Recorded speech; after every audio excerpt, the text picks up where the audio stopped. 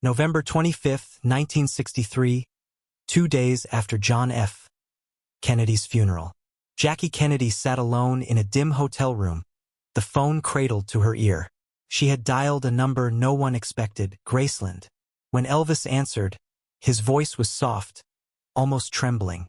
What he told her that night would never appear in the papers, but it changed the way America grieved. The rain had not stopped since Dallas. It tapped against the windows of the Ritz-Carlton in Boston like a slow heartbeat. Jackie Kennedy sat by the phone wearing a black scarf over her hair. The Secret Service waited outside her door, whispering, afraid even to knock. Inside, silence felt heavier than the marble walls. The funeral was over, the crowds gone, the cameras dark.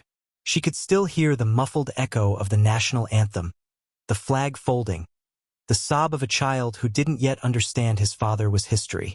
She stared at the rotary phone. On the small table beside it lay a silver lighter, John's. Next to it, a crumpled telegram. If you ever need to talk, call me. E.P. Elvis Presley had sent it quietly, through a mutual aide named Colonel Tom Parker. No press, no fanfare. Just a note from one icon to another, bound by the same burden, being seen by everyone and truly known by no one. She hesitated. What could she possibly say to the king of rock and roll? Yet something in her whispered, he'll understand. It was just past midnight when she dialed. Each click of the rotary echoed like a gunshot in the room. On the fourth ring, a man's voice answered, soft, southern, respectful. Ma'am, this is Elvis. Jackie breathed out, but no words came. The static between them carried the weight of a nation's grief. I don't even know why I'm calling, she said quietly. Because you need to, he replied. His tone wasn't polished for interviews. It was human, raw. He told her he'd watched the funeral from Memphis, surrounded by candles. He said even his mother's old gospel records couldn't fill the emptiness he felt. Jackie listened. No reporter had spoken to her like this, no priest, no senator. Only Elvis, the boy from Tupelo who'd once lost everything, seemed to understand the ache of being the one left behind. He told her that when his mother died, he'd sat in Graceland's chapel all night, afraid the silence would swallow him whole. You can't fight it, he said. You just have to sing through it, even if no one's listening. For a moment, Jackie imagined him at his piano, light spilling through stained glass, fingers trembling. She asked him, almost whispering, how did you keep going? He paused. Ma'am, you don't keep going. You just keep loving it. Those words sank into her chest like a slow-burning match. Outside, thunder rolled across Boston Harbor. Somewhere in Memphis, lightning flashed over the white columns of Graceland. Two lonely souls connected by a single wire across a grieving nation. Neither spoke for a long time. The world outside kept spinning. Reporters chasing headlines, mourners laying flowers. But inside that call, time stood still. And then, Elvis said something that changed everything. Promise. No one else ever heard. What did he promise her that night? And why did it stay secret for decades? The line went quiet for several seconds. Only the faint hum of Graceland's studio filled the space. Tape reels turning. A guitar string vibrating somewhere in the background. Elvis spoke again, softer this time, like a man afraid to break something fragile. I can't fix what happened, Mrs. Kennedy, but I can give you a song. Jackie's eyes flicked to the lighter on the table, the one engraved JFK. It caught a glint of the bedside lamp, almost answering. A song? She asked. Not for the radio, he said. For you. He explained that grief had a rhythm, that sometimes the only way to keep from drowning in it was to turn pain into sound. His mother had told him that before she died. In Memphis that night, he promised to write her something, not about death, but about staying. A song that would tell the world what she couldn't say out loud. The next morning, Graceland woke to something unusual. Elvis had canceled all appointments, even turned away his band. Only one person was allowed in, Red West, his old friend and bodyguard. Red remembered it years later. Said Elvis sat at the piano from dawn till dusk, humming the same 4 chords, eyes red, voice cracking. "He wasn't recording for the charts," Red said once. "He was talking to her." By the second night, a melody took shape, slow, trembling, like a heartbeat trying to steady itself. He titled it "The Last Candle." The lyrics were simple. "When the light falls low / and the crowd goes home / love don't die, it just hums alone." Elvis recorded it privately on December 2, 1963, a single acetate copy. He mailed it in an unmarked envelope to a Boston P.O. box under Jackie's assistant's name, M. Reynolds. 2 weeks later, in a quiet townhouse on N Street in Georgetown, Jackie received it. The note inside said only, "Keep it near a window. It sounds better in the morning. E." She placed the record on a small turntable, needle trembling. The first note cracked slightly. You could hear the room it was recorded in, the echo of Graceland's chapel walls. Then his voice came through. Tender, aching, human. For the first time since Dallas, Jackie cried. Not from loss, but from something close to hope. The song didn't ask her to move on. Told her it was okay to remember. What would you have done, holding that record, knowing it was meant for only you? Would you hide it, or let the world hear it? She kept it secret. For years. The song was never released, never registered, never mentioned in interviews.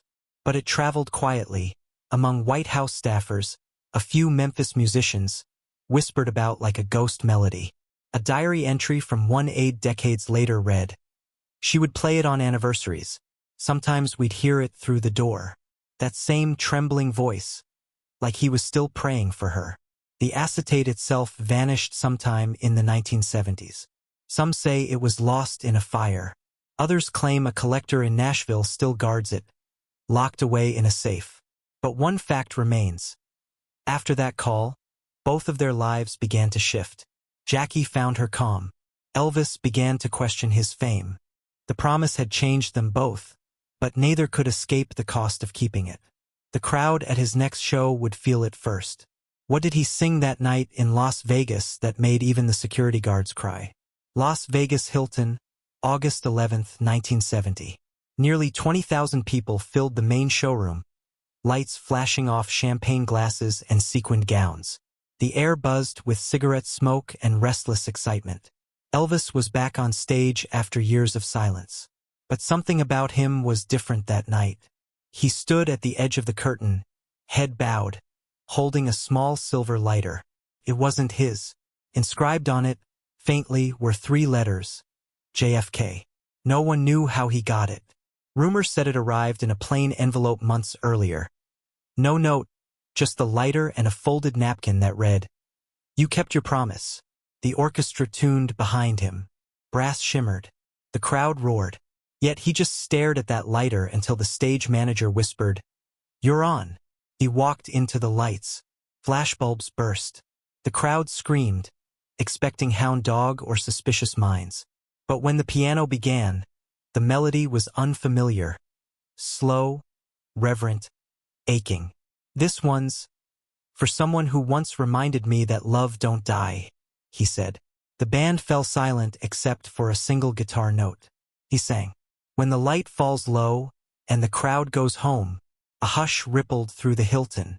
The audience leaned in, confused at first, then transfixed. The song was raw, stripped of swagger. His voice cracked halfway through, but he didn't stop. You could feel the tremor of every word. Even the waiters froze, trays midair. People whispered, "Is that new? Who's it for?" Midway through, Elvis looked up toward the ceiling lights like he was seeing through them. Some swore they saw his eyes fill. Others said it wasn't acting. In the front row, a woman in a black dress clutched a pearl necklace and started to sob. The audience didn't know her name, but those who looked closely recognized the Secret Service man behind her. It was her, Jackie Kennedy, sitting quietly among strangers, hands trembling. Elvis saw her, just for a second, and something shifted in his voice. A surge of strength, a gentleness that didn't belong to Vegas. The last note hung in the air for nearly 10 seconds. Then silence. Not a clap, not a shout. Just breath held. Finally, the crowd erupted. A standing ovation that lasted 4 full minutes. Reporters scribbled furiously, but nobody knew what to write. There was no title, no context, just a mystery song that made the king cry. Later that night, backstage, a journalist named Mark Stevens asked him, "What was that song, Elvis?" He smiled faintly, wiping sweat from his face. "Something I was never supposed to sing." The tape from that show, Reel 14 Side B, was quietly sealed in RCA's vault. Insiders whispered it was marked private session. Do not release. For months afterward, fans wrote letters begging for the recording. None were answered, but bootleggers claimed they caught it, faintly, on a handheld mic near table 32. The hiss of the tape still exists today, just 38 seconds before security cut the wire. When you listen closely, just before the fade, you can hear him whisper, "This one's for Jackie." What would drive a man at the peak of fame to risk everything for one secret song? And why would she stay silent about it for the rest of her life? The answer would emerge years later, not in a recording studio, but inside a sealed White House archive marked confidential 1964. What truth was buried there, and why did it vanish before anyone could read it? January 1964. Snow drifted across the White House lawn, the world outside still wrapped in mourning. America was trying to smile again. Jackie Kennedy, now living quietly in Georgetown, received a small manila envelope stamped Confidential, Department of the Navy. Inside was a single sheet of paper, typed neatly and signed. But she recognized the phrasing immediately, the slow southern rhythm between the words. "Ma'am, if you ever feel that the light's gone out, remember, love hums on, even through silence." Attached was a Navy-issue telegram receipt and a short line in blue ink. From one sailor's boy to another hero's widow. Elvis had once served in Germany with the U.S. Army. The Navy SEAL was a disguise, a favor from an old friend in uniform. He'd sent the note quietly, knowing if reporters saw his name beside hers, the world would spin the wrong story. Jackie folded the letter 3 times and placed it in a small cedar box with John's medals and the acetate record. She told no one, not even her sister. The secret became part of her daily ritual. Every morning she'd unlock the box, look at the record sleeve, then relock it before breakfast. She wrote back only once. Her handwriting was small and slanted. "Your song helped me breathe again. I will keep it safe until you forget the hurt too." She mailed it through a mutual aid in Washington named Thomas Blake, a logistics officer who later admitted in an interview that he hand-delivered the envelope to a man waiting in a black Cadillac outside Union Station. "He never said a word," Blake recalled, "just took the letter, tipped his hat, and drove off." Months later, Elvis recorded If I Can Dream, a gospel-inspired anthem about hope rising from loss. Most people thought it was written after Dr. King's death. But the first draft's margin carried a faint pencil note, J. In the years that followed, the Kennedy Foundation quietly funded music therapy programs for widows and veterans. None of the brochures mentioned his name, but one bore a quote that mirrored his letter word for word. "Love hums on, even through silence." A coincidence or a promise kept? Reporters occasionally asked Jackie about her favorite musicians. She'd smile politely and deflect. But one night in 1968, during a charity gala, a pianist began to play The Last Candle. Those near her table said she froze mid-sip, eyes shining. "It's still out there," she whispered. Years later, in 1977, archivists discovered a missing White House log labeled Private Correspondence, JBK/EP, before it vanished again during a routine transfer. No one ever found the contents. But a surviving memo noted one last line from Jackie's secretary. She asked that the letter be sealed with the presidential archives until both voices are gone. And so it was. 2 voices, one born from politics, one from music, forever linked by a grief the world would never fully see. But destiny wasn't finished with them yet. Because 10 years later, on the night before Elvis's final show, a phone call would echo that first one, almost word for word. August 15, 1977, Graceland, Memphis. 2 days before the world would wake to headlines no one was ready for. Rain tapped the stained glass windows again, just like that night 14 years earlier. Elvis sat alone in his den, a gospel record spinning softly, half-empty bottle of water beside him. His health was failing. The world saw rhinestones and concerts, but behind closed doors he looked tired, like a man trying to remember who he was before the noise. The house was unusually quiet. Most of the staff had gone home. Only one light burned, a small lamp beside the telephone. Red West later said he heard Elvis whisper, "It's time to make it right." He reached for the phone. The number hadn't been dialed in years, but he still remembered it. Georgetown, the same one he'd kept written on an old envelope marked M. Reynolds. Each click of the rotary echoed like the beat of an old song. The line rang once, then again. A soft, familiar voice answered. "Hello." Elvis paused. His voice cracked. "It's me, E." For a moment neither spoke. The static between them carried the weight of every year they'd spent hiding the same secret. "I heard the song again," Jackie said quietly. "On the radio. Someone leaked it." "Yeah," he sighed. "Guess ghosts have good taste." She laughed. A sound he hadn't heard since 1963. Then her tone shifted. "Are you all right, Elvis?" He hesitated. "Just tired, ma'am. But I've been thinking, maybe I should finally let that record go. Maybe the world needs it now." Jackie went silent. You could hear the hum of the line, the faint crackle of lightning outside Graceland. "Do you really want them to know?" she asked. "They already do," he said.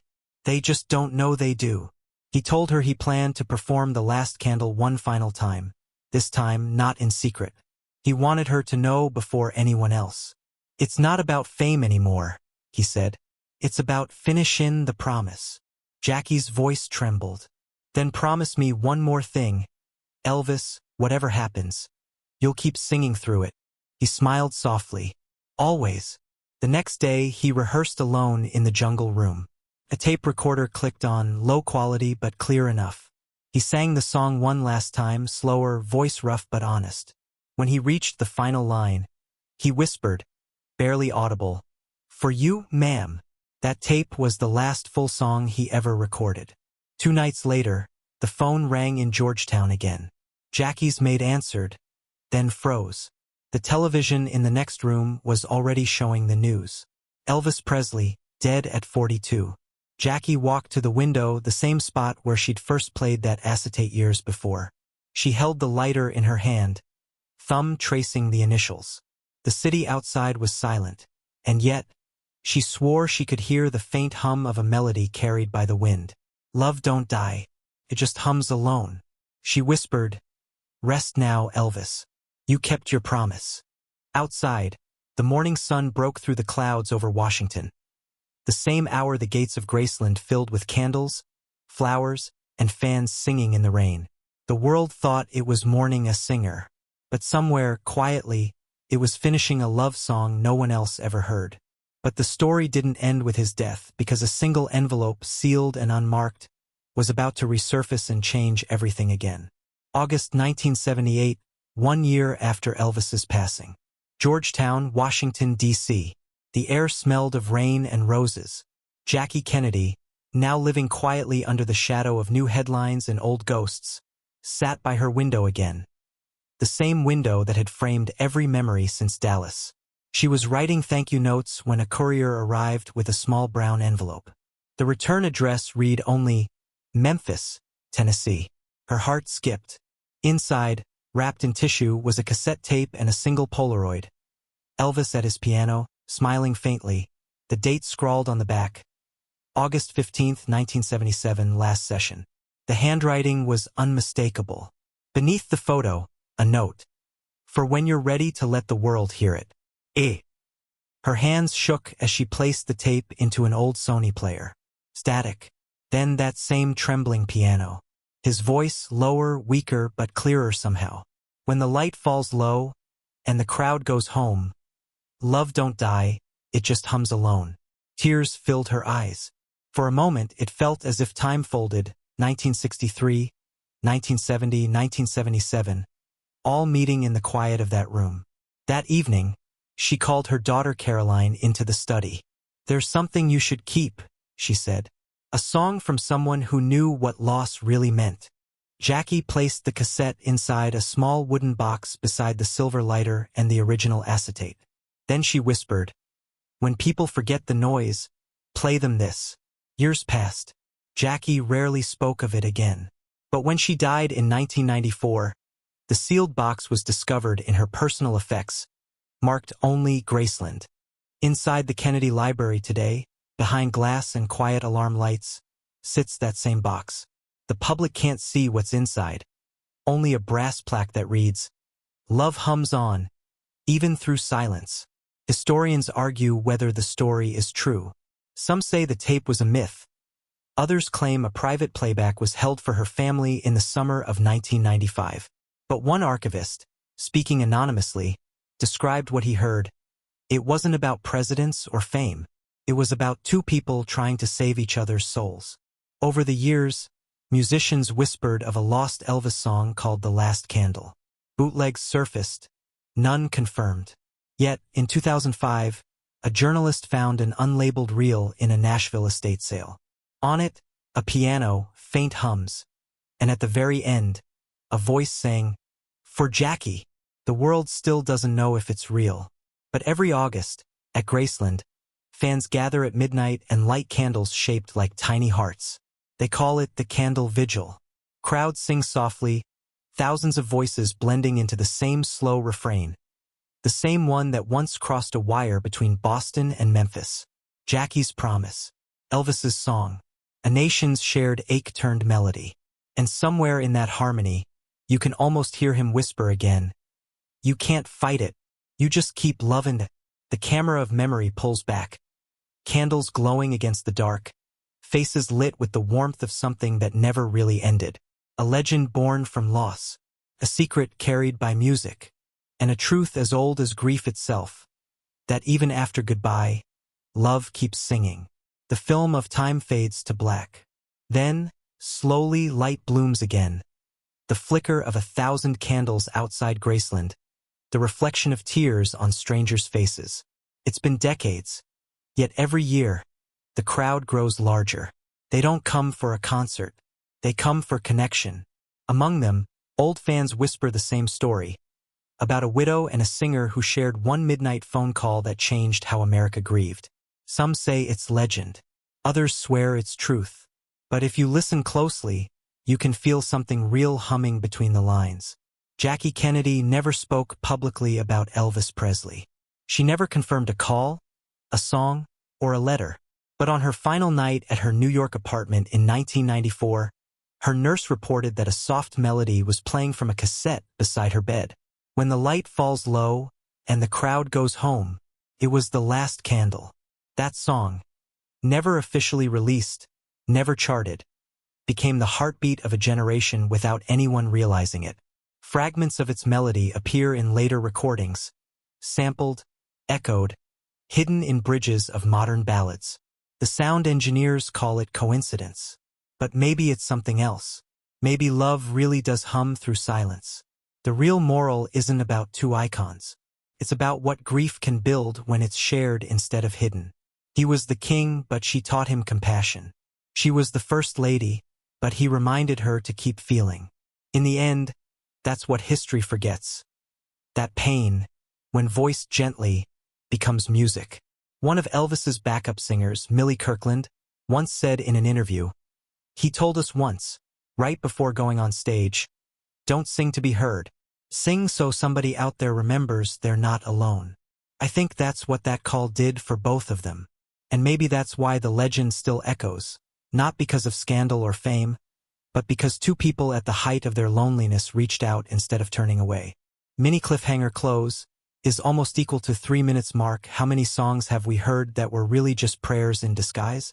The camera of memory widens again, the candlelight stretching across generations, from the 1960s to now. A teenager at the vigil hums the tune quietly, not knowing where it came from. A grandmother closes her eyes, remembering a time when the world paused to listen to one man sing through sorrow. And maybe somewhere, unseen, two souls hum along, still keeping the promise. Love don't die. it just hums alone. That was the lesson left behind in a quiet call between a grieving widow and a tired king. That healing doesn't come from forgetting, but from daring to remember with tenderness. If the story moved you, share it with someone who still believes music can heal. Because sometimes the truth isn't in the headlines. It's in the songs that never made the radio. And maybe tonight, as the world quiets down, you'll hear it too. The faint hum of a love that never faded.